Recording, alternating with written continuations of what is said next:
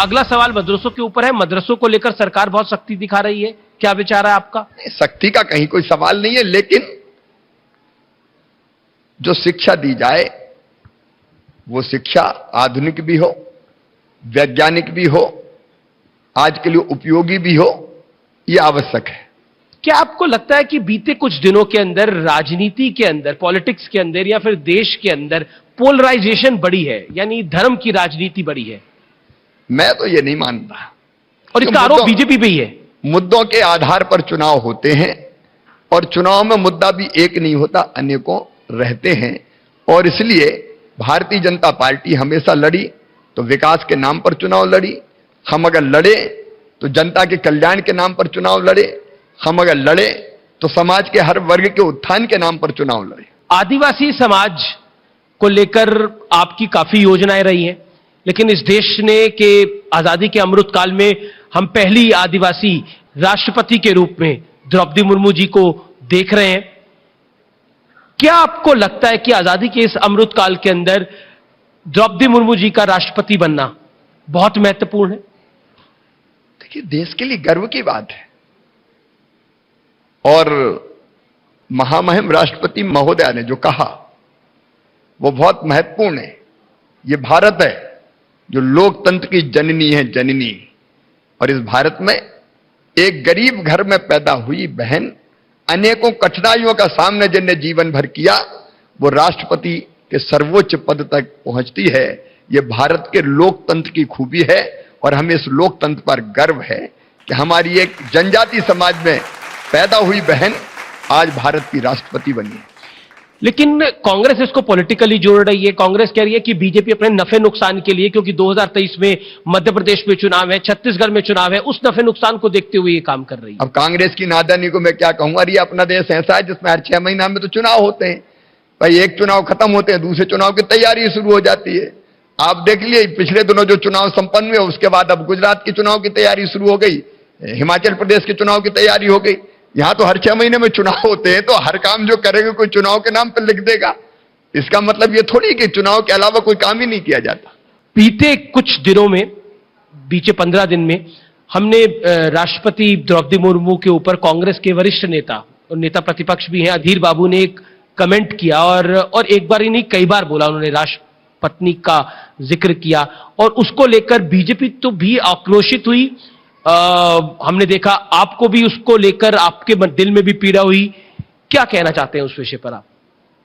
देखिए, राजनीति में शालीनता कभी छोड़ना नहीं चाहिए और भारत के राष्ट्रपति पद हमारे यहां सर्वोच्च संवैधानिक पद है। उस पर बैठी हुई एक बहन के बारे में अगर इस तरह की टिप्पणी की जाएगी तो वो बहन का अपमान नहीं है, सारे भारत का अपमान है, संविधान का अपमान है। कांग्रेस बौखला गई है और मैंने कहा कि कांग्रेस की स्थिति ऐसी हो गई है कि उनको कुछ समझ में नहीं आता। आप तो रिटायर ही कर रहे हैं कांग्रेस को। हाँ, तो रिटायर, अब ये रिटायरमेंट अगर रिटायर नहीं करेगी जनता तो क्या करेगी? पर आदिवासी, क्योंकि मैं अभी देख रहा था आपका कनेक्ट इतना जबरदस्त है ट्राइबल कम्युनिटी के साथ, आदिवासी समुदाय के साथ, कि जब आप आए तो आपने गले से लगा लिया एक बेटी को बाहर। एक सवाल का जवाब जरूरी है देना। कई वर्षों के कार्यकाल में आदिवासी समाज को जो हक चाहिए था मध्य प्रदेश के अंदर, वो दिलवा पाए हैं? वर्षों से समाज, देखिए, विकास एक निरंतर चलने वाली प्रक्रिया है। यह भारतीय जनता पार्टी है जिसमें हमने अपने पहले कार्यकाल में लाखों आदिवासी बहनों और भाइयों को वन भूमि के पट्टे देके अधिकार दिया। यह भारतीय जनता पार्टी है जिसने आज नहीं, पहले टर्म से ही, हमारे मंत्री साथी भी यहां बैठे हैं, पहले टर्म से ही हमने कपिल धारा के कुएं खुदवाने का काम किया। यह भारतीय जनता पार्टी है कि जिसने हमारे जनजातीय क्षेत्रों में मकान बने गरीब भाइयों और बहनों के, आदिवासियों के, वो काम किया। भारतीय जनता पार्टी है जिसने जनजातीय आदिवासी बेटा बेटियों के पढ़ाई और लिखाई के लिए एक नहीं अनेकों स्कॉलरशिप की योजना बनाई। देश में नहीं, अगर विदेश में जाके भी पढ़ेंगे तो पढ़ाई के लिए, पढ़ाई का विदेशी यूनिवर्सिटी का भी पूरा खर्चा उठाने का फैसला किया।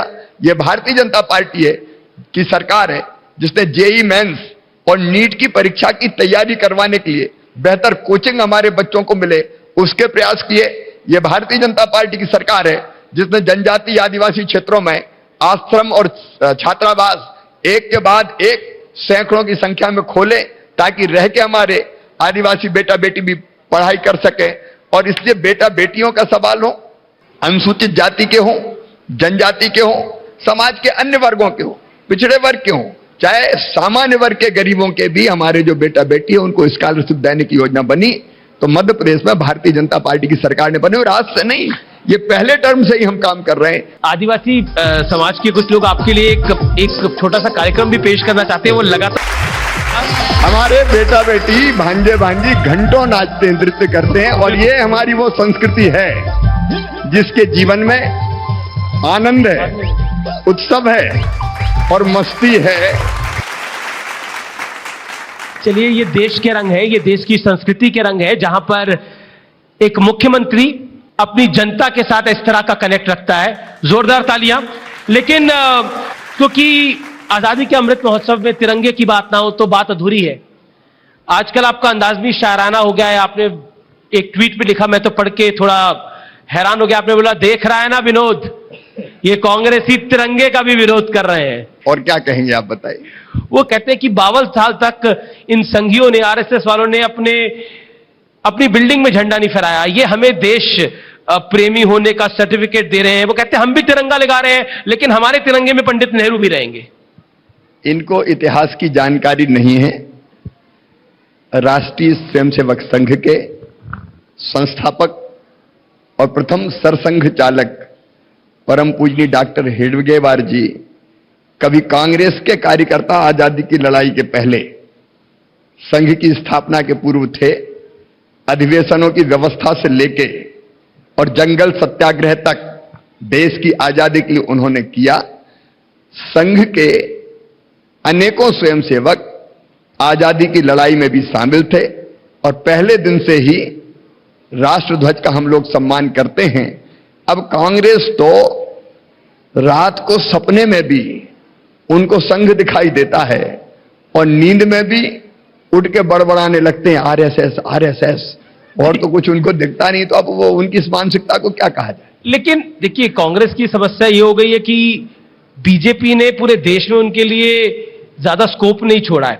क्या आपको लगता है कि भारतीय जनता पार्टी जिस तरह राजनीति कर रही है, क्या आपको लगता है उस बीजेपी का भी अंदाज थोड़ा बदला है बीते कुछ वर्षों के अंदर? भारतीय जनता पार्टी का अंदाज नहीं बदला, जनाधार बढ़ा है। और क्या, कांग्रेस का सुख उड़ रहा है। कांग्रेस सचमुच में अपने कर्मों के कारण रसातल में जा रही है, और भारतीय जनता पार्टी के साथ जनता जुड़ रही है। आप जब कर्मों की बात करते हैं तो कौन से कर्म ऐसे हैं कांग्रेस के? अरे अभी 15 महीने सरकार में आने का मौका मिला। वो कहते हैं हमने तो बड़े कर्ज माफ कर दिए थे। पूरे मध्य प्रदेश को लूट का अड्डा अगर बनाया था तो कांग्रेस ने। वल्लभ भवन में दलाल बैठने लगे थे, ये मैं नहीं, पूरा मध्य प्रदेश जानता है। ऐसा भ्रष्टाचार जो कभी ना देखा गया था ना सुना गया था। मैं आपको 2014 के पहले ले चलता हूं। दुनिया के किसी भी देश में उस समय हम जाते थे तो केवल देश में, तब यूपीए की सरकार थी, देश में भ्रष्टाचार है इसकी अनगूंज चारों तरफ होती थी। दुनिया के किसी भी देश में चले जाओ, भारत का मान और सम्मान भ्रष्टाचार के कारण बचा नहीं था हमारे देश का। यह हालत कांग्रेस ने कर दी थी देश की, और इसलिए तो फिर एक नहीं अनेकों आंदोलन चले, और उसके बाद 2014 में ऐसी आंधी चली कि कांग्रेस उसमें उड़ गई। तो यही तो कर्म थे। क्योंकि आप कांग्रेस के कुकर्मों की बात कर रहे थे, लेकिन वल्लभ भवन की आपने बात करी। मैं बात करना चाहता हूं स्पष्ट रूप से कर्ज माफी को लेकर। आज न्यूज 18 के इस महामंच से कर्ज माफी पर क्या रिपोर्ट कार्ड है? क्योंकि कांग्रेस कहती है कि उन्होंने खूब कर्ज माफ कर दिए थे। अगर उन्होंने कर्ज माफ कर दिए होते तो जनता हमको उपचुनाव में जिताती क्यों, यही बता दे भाई। कर्जा माफी की हो तो मैंने तो बताया 64,000 से 57,000 से 53,000 से 40,000 वोट से हम जीत के कहां से आते। झूठा वादा किया था जो पूरा नहीं हुआ, और कुछ किया तो अंधा बांटे रेवड़ी चीन चीन के दे, सबका किया ही नहीं, और इसलिए जनता बुरी तरह नाराज थी। लोगों ने गुस्से में वोट दिया उस समय। भारतीय जनता पार्टी और आपकी सरकार, शिवराज सिंह चौहान की सरकार, कामों पर बहुत ध्यान दे रही है। हमने देखा है कि उज्जैन में महाकाल के मंदिर के आसपास का जो परिसर हो उस पर काम तेजी से चल रहा है। क्या आपको लगता है 2023 के चुनाव में कर्ज माफी, विकास, खासतौर पर गांव का। तीसरी बड़ी चीज हिंदुत्व, और वो भी प्रखर हिंदुत्व हावी रहेगा। देखिए, काम चारों तरफ हो रहे हैं। शानदार सड़कें, हाईवेज बन रहे हैं, अटल एक्सप्रेस वे बन रहा है, नर्मदा एक्सप्रेस वे बन रहा है। एक नहीं, अधोसंरचना में मैं बताना चाहूंगा आपको कि कुल जीडीपी का 4% कैपिटल एक्सपेंडिचर हम कर रहे हैं। चारों दिशाओं में जहां आप देखेंगे अधोसंरचना के काम हो रहे हैं। हम न केवल अधोसंरचना के काम कर रहे हैं, सिंचाई की योजना से लगा के, घर घर पीने के पानी से लगा के, फिर उज्जैन में महाकाल महाराज के प्रांगण में एक अनोखी रचना भगवान शिव की लीला की जा रही है। चाहे शंकराचार्य जी की प्रतिमा लगाने का काम हो, सलकनपुर में देवी जी के मंदिर में और भी विकास के काम करना हो, हम संस्कृति के आधार पर भी काम कर रहे हैं। हम किसान, गरीब, नौजवान, माताओं बहनों के कल्याण के लिए काम कर रहे हैं। तो काम तो चारों तरफ हो रहे हैं, और उसी काम के आधार पर अब देखिए, एक नहीं अनेकों योजनाएं हमारी किसानों को जो हम दे रहे हैं। पिछले साल अकेले मध्य प्रदेश में हमने 7,618 करोड़ रुपया फसल बीमा योजना के अंतर्गत किसानों को दिए। कभी दिए किसी कांग्रेस की सरकार ने? 3,000 करोड़ रुपया हमने आरबीसी 64 के अंतर्गत दिए थे, क्योंकि फसलों का नुकसान हुआ था। जब कोई संकट में आता है, सरकार साथ खड़ी होती है। अभी मध्य प्रदेश में जितने गरीब हैं, जिनके पास रहने की जगह नहीं है, और रहने की जगह इसलिए नहीं है कि एक बाप के 4 बेटे हो गए, 4 बहुएं आगे एक छोटे से घर में रह रहे हैं, तो हमने मुख्यमंत्री भू आवासीय अधिकार योजना बना दी, और ऐसे हर परिवार को हम जमीन देंगे। बिना रहने की जमीन का टुकड़ा हर एक गरीब के पास होगा। कोई ऐसा नहीं होगा जिसके पास रहने की अपनी जमीन ना हो। एक के बाद एक नई नई योजनाएं हम लगातार बनाते चले जा रहे हैं। तो इन काम के आधार पर हम जनता के बीच में जाएंगे, और काम ही मुद्दा होगा। आपके 2023 की चुनावी तैयारी के अंदर क्या ट्राइबल हिंदुत्व, गरीब कल्याण भी मुद्दे रहेंगे? क्योंकि वो बड़े महत्वपूर्ण मुद्दे हैं। गरीब कल्याण काम है, लेकिन हिंदुत्व हमारे लिए चुनावी मुद्दा नहीं है। हिंदुत्व है क्या, हिंदुत्व की व्यापक परिभाषा क्या है, यह समझना जरूरी है। मैंने पहले कहा, एकम सद विप्रा बहुधा वदंती, हिंदुत्व है। अयम निजम पराबेत्ती गणना लघु चेतसाम, उदार चरिता नाम तू वसुदैव कुटुंबकम। ये मेरा, ये तेरा, ये सोच छोटे दिल वालों का होता है। जो विशाल हृदय के होते हैं वो तो कहते हैं सारी दुनिया ही एक परिवार है। ये हिंदुत्व है। धर्म की जय हो, हिंदुत्व है। अधर्म का नाश हो, हिंदुत्व है। प्राणियों में सद्भावना हो, हिंदुत्व है।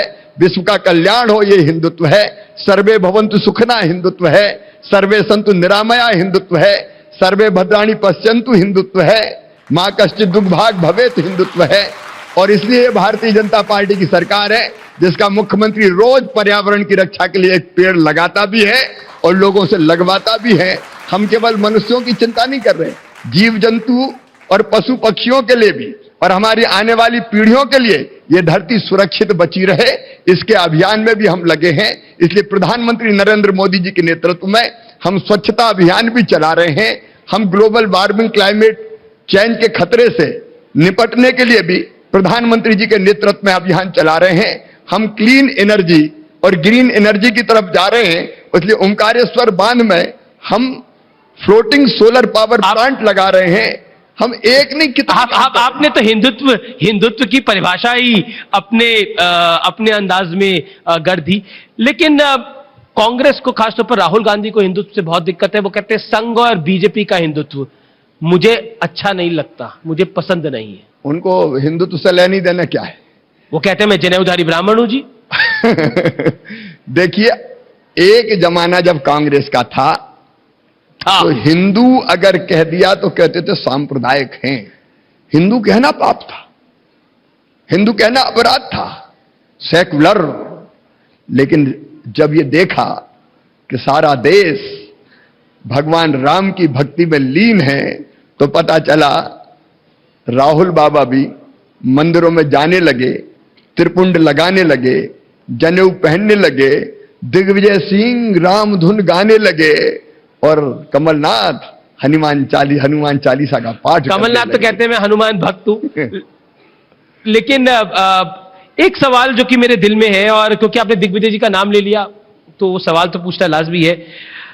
दिग्विजय सिंह का हाल ही में एक वीडियो वायरल हुआ और पुलिस के साथ वो धक्का मुक्की कर रहे थे या पुलिस उनके साथ धक्का मुक्की कर रही थी, उसको लेके बड़ा कंफ्यूजन है। आपने बोला मैं तो हैरान हो गया जब मैंने देखा पूर्व मुख्यमंत्री को इस रूप में। देखिए, हैरानी की बात ही है, 73-74 साल की उम्र में आप मतदाता जा रहा है अंदर, आप गाड़ी को रोको, पकड़ के खींचने की कोशिश करो, और पुलिस अगर सामने आए तो पुलिस की कॉलर पकड़ो, धक्के मारो। जो कलेक्ट्रेट का गेट था उस पर धक्के मार रहे हैं, बाहर चिल्ला रहे हैं।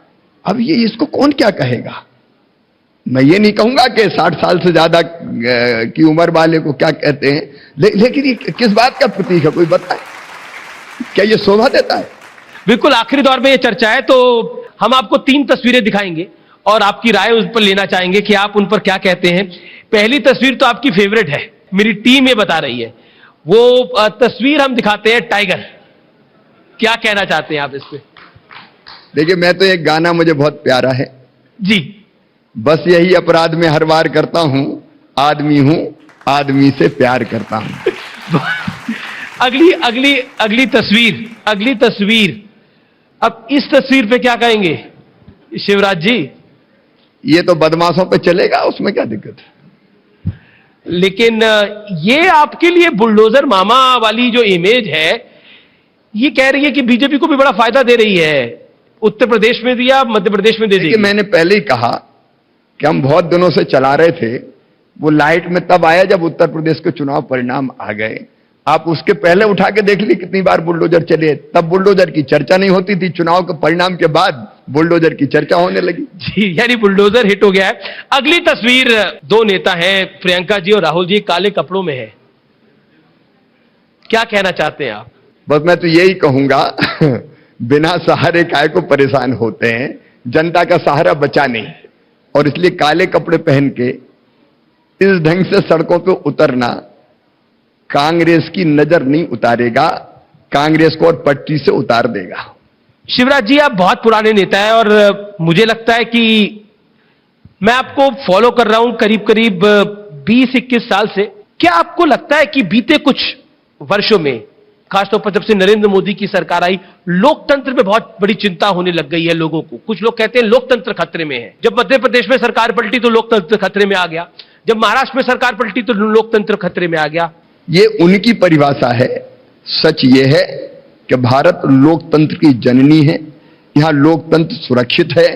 एक नहीं अनेकों चुनाव बिना किसी खून खराबे के संपन्न होते हैं, सत्ताएं बदल जाती है, मुख्यमंत्री बदल जाते हैं, प्रधानमंत्री बदल जाते हैं। यही तो इस देश की विशेषता है। और इस समय भी अभी आप देखेंगे कुछ राज्यों में भारतीय जनता पार्टी के अलावा विपक्षी पार्टी भी जीती है।